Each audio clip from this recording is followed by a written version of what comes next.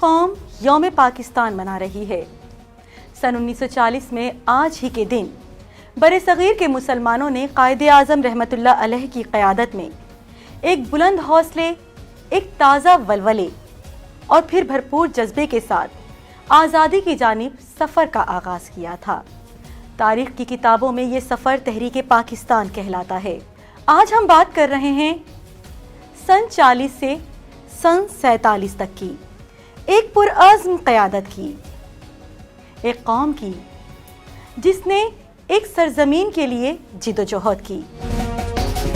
قوموں کی زندگی میں فیصلہ کن موڑ آتے ہی ہیں۔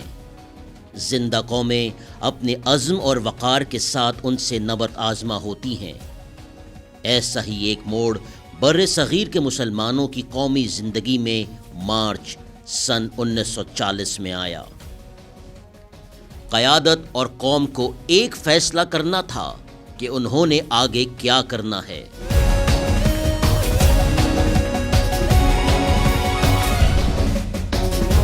انگریز حکمرانوں کی حالت دوسری جنگ عظیم کے بعد خاصی نازک تھی اور کانگریس موقع کی تلاش میں تھی کہ انگریز بر صغیر سے جائیں اور وہ اپنی عددی اکثریت کے بلبوتے پر خطے کے حکمران بن جائیں۔ ان حالات نے مسلمانوں کے تحفظات کو صحیح طور پر سمجھنے کی ضرورت تھی۔ کانگریسی لیڈر مسلمانوں کے بجائے اکثریتی ہندوؤں کے وکیل بنے ہوئے تھے۔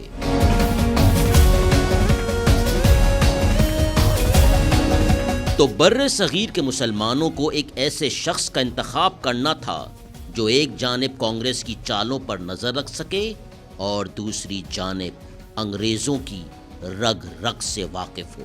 قوم کی نگاہ انتخاب میں وہ شخص کوئی اور کیسے ہو سکتا تھا سوائے حضرت قائد اعظم محمد علی جناح رحمۃ اللہ علیہ کے۔ عزم، ہمت، شجاعت، دیانت اور راست گوئی میں کوئی محمد علی جناح کا ہمسر نہیں تھا۔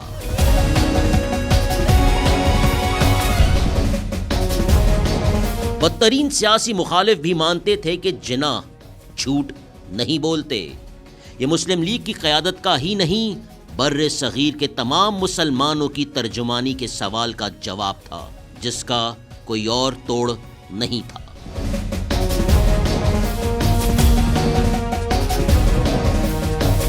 بات حال کی نہیں تھی، بات تو مستقبل کی تھی۔ کیسے رہنا ہے، کیا کرنا ہے، کیا نہیں کرنا ہے کا سوال تھا۔ مسلمانان ہند کی ترجمانی کا تقاضا تھا کہ کسی ایک جگہ پر عوامی فیصلے لیے جائیں اور عوام کے سامنے لیے جائیں۔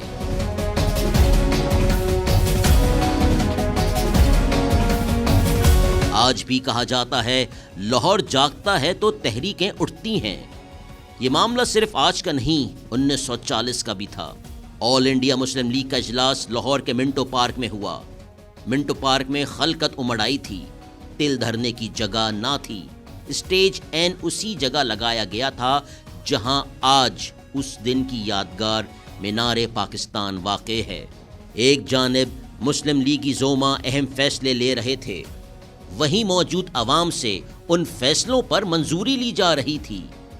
عجب دن تھا، عجب ولولہ تھا۔ قوم اپنے محبوب قائدین کو روبرو دیکھ رہی تھی، ان کی تقاریر بھی سن رہی تھی اور فیصلے بھی سنا رہی تھی۔ وہ ایک زندہ جلسہ تھا۔ شاید لاہور جاگ چکا تھا، اب وقت دوسروں کو جگانے کا تھا۔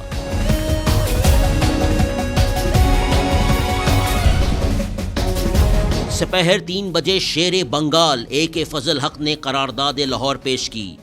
انہوں نے کہا کہ بر صغیر کے مسلمانوں کو کوئی آئینی منصوبہ جب تک قبول نہیں ہوگا جب تک ایک دوسرے سے جڑی اکائیوں کی جداگانہ علاقوں میں حد بندی نہ ہو۔ قرارداد میں مزید کہا گیا کہ ہندوستان کے شمال مغربی اور شمال مشرقی علاقوں میں ایک آزاد مملکت قائم کی جائے جس میں شامل اکائیوں کو خود مختاری اور حاکمیت حاصل ہو۔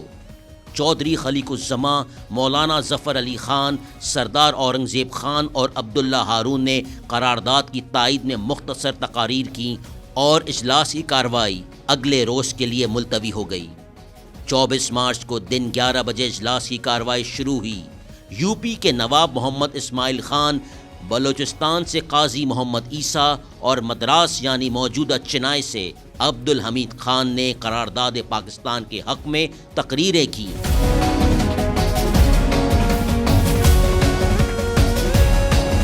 اسی دوران قائد اعظم محمد علی جناح نے اجلاس میں عرض فلسطین کے حوالے سے قرارداد پیش کرنے کی ہدایات دیں۔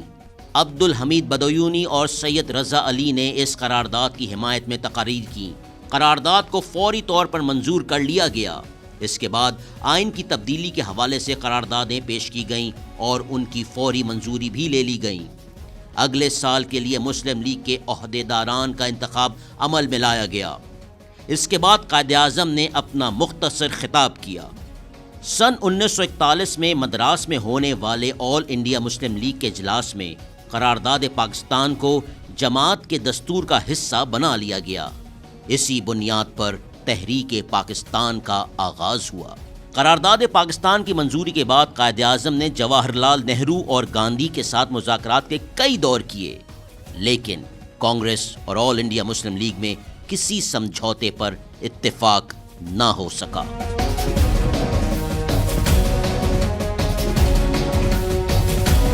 یہ عالمی سطح پر تبدیلیوں کا زمانہ تھا۔ یورپ اور شمالی افریقہ کا اکثر حصہ دوسری عالمگیر جنگ کی لپیٹ میں تھا۔ جاپان جو جرمنی اور اٹلی کا حلیف تھا، اس جنگ میں ایشیائی ممالک پر اپنے دعوے کے ساتھ کود پڑا تھا۔ جاپان نے ملایا، کوریا، فلپائن اور دیگر مشرق بعید کے ممالک پر قبضہ کر لیا۔ جاپان یہیں نہیں رکا، بہت جلد برما بھی جاپان کے قبضے میں چلا گیا۔ برما پر قبضہ کرنے کے بعد ہندوستان کی سرحد کو خطرات لاحق ہو گئے تھے۔ اب یہ صاف طور پر نظر آ رہا تھا کہ جاپانی حملہ آور عنقریب ہندوستان میں داخل ہو جائیں گے۔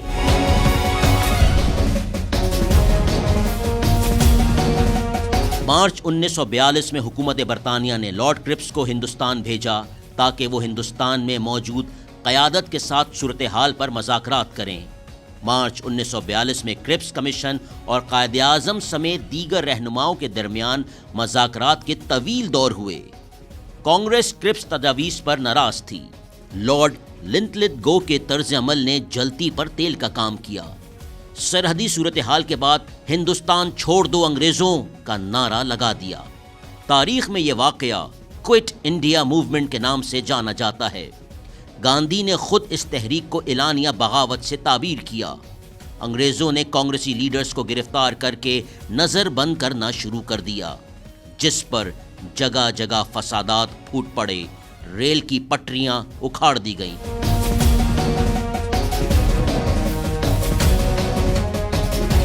1944 میں گاندھی جی جیل سے رہا ہوئے۔ اسی سال ستمبر کے مہینے میں انہوں نے قائد اعظم کو سیاسی معاملات پر بات چیت کے لیے مدعو کیا۔ بمبئی میں دونوں لیڈروں کی ملاقات ہوئی۔ اسی ملاقات میں گاندھی جی نے یہ تسلیم کر لیا کہ ہندوستان کے بعض علاقوں میں مسلمانوں کی اکثریت ہے اور انہیں اپنے مستقبل کے حوالے سے فیصلہ کرنے کا حق حاصل ہے، لیکن وہ یہ ماننے کو تیار نہیں تھے کہ کسی علاقے کو ہندوستان سے الگ کیا جائے، کیونکہ گاندھی جی کچھ اور دینے کے لیے تیار تھے، لیکن وہ مسلمانوں اور مسلم لیگ کچھ اور ہی سوچ رہے تھے اور ان کے مطالبات کچھ اور تھے۔ قائد اعظم کی گاندھی جی کے ساتھ یہ ملاقات بے نتیجہ ثابت ہوئی۔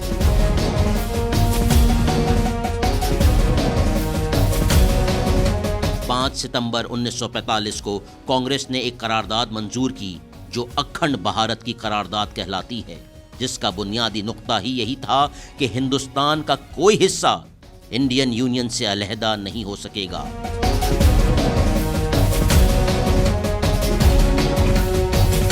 انیس سو 46 کے عام انتخابات کے نتائج نے ثابت کر دیا کہ قائد اعظم کی مدبرانہ قیادت میں جنوبی ایشیا کے مسلمانوں کو اپنے مخصوص طرز زندگی بسر کرنے کا موقع دیا جائے۔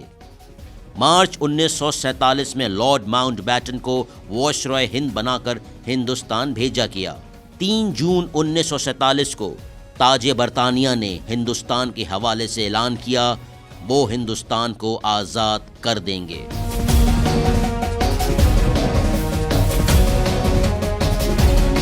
کانگریس کے لاکھ جتن ہزاروں چالوں کے باوجود دو قومی نظریہ کو تسلیم کرتے ہوئے پاکستان کی آزادی کا پروانہ بھی جاری کر دیا گیا۔ 18 جولائی کو برطانوی پارلیمنٹ نے قانون آزادی ہند منظور کیا، جس کا مفہوم یہ تھا کہ 15 اگست 1947 سے ہندوستان میں دو آزاد مملکتیں قائم کی جا رہی ہیں جو ہندوستان اور پاکستان کہلائیں گی۔ دونوں مملکتوں میں تاج برطانیہ کی منظوری سے گورنر جنرل مقرر کیے جائیں گے، جو اپنی اپنی مملکت کی حکومت کے ذمہ دار ہوں گے۔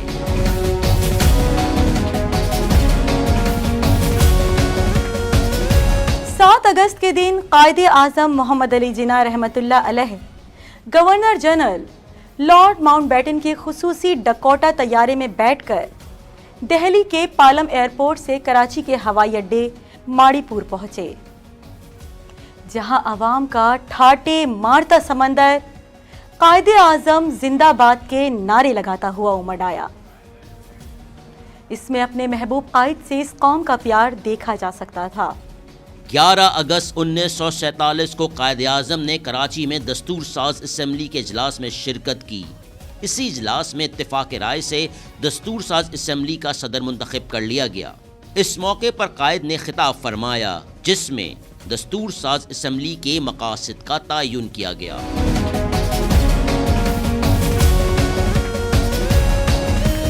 قائد نے کہا، ایک تو دستور ساز اسمبلی نے دستور مرتب کرنا ہے، دوسرا اسمبلی پاکستان کی وفاق مقننہ کی حیثیت سے ایک مکمل خود مختار ادارہ ہوگی۔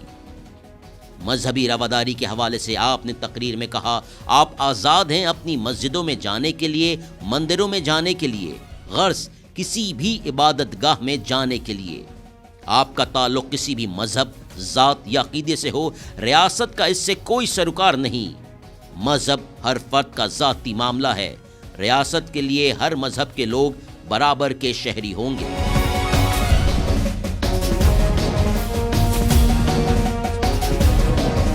بنی نوع انسان ان دنوں تاریخ کے سب سے بڑی ہجرت کے لمحات سے گزر رہی تھی۔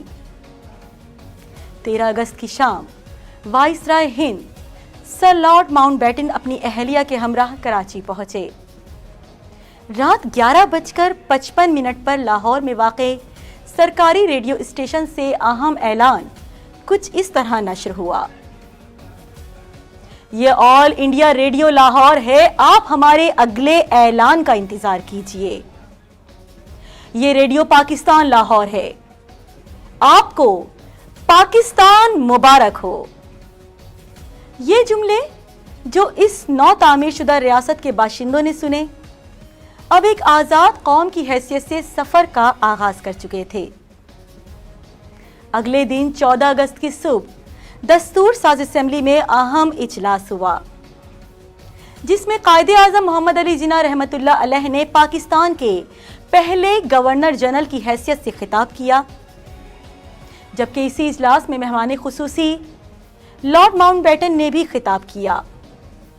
یوں یہ سفر، جس کا آغاز 23 مارچ 1940 کے دن لاہور کے منٹو پارک میں قرارداد پاکستان سے ہوا، 14 اگست 1947 میں آزادی ملنے کے بعد اختتام پذیر ہوا۔